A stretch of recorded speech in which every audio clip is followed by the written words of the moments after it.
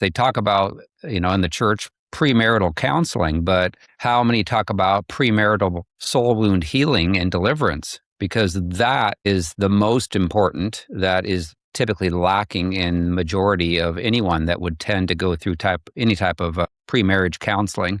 And so, yeah, they end up spending all this money and all this time on the one-time event that's going to be lasting a few hours. And then oftentimes, and I've talked to a Christian psychologist that's well respected on this, and he said that he has seen this over and over again, that oftentimes on the honeymoon, within the first week, there'll be a different side of that person that will manifest essentially, or come out of that person, a different personality that was never seen prior to the wedding day.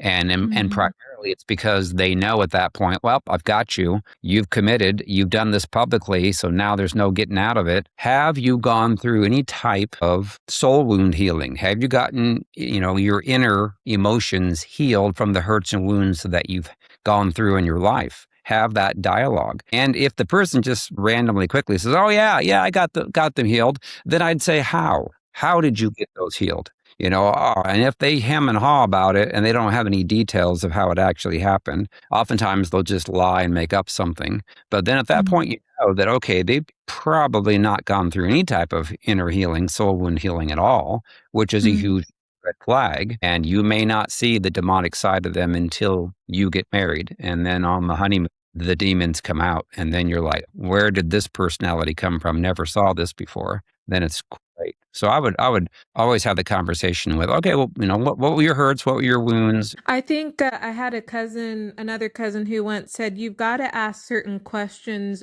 early on in the first few dates, because as we progress in a relationship, couples don't talk because you start to get scared. If I ask certain things, I'm going to run her Yep. off. Yep. But so that's why in the first few dates, we tend to be a little bit more confident in Yeah. questions. So Yep. I And agree with that.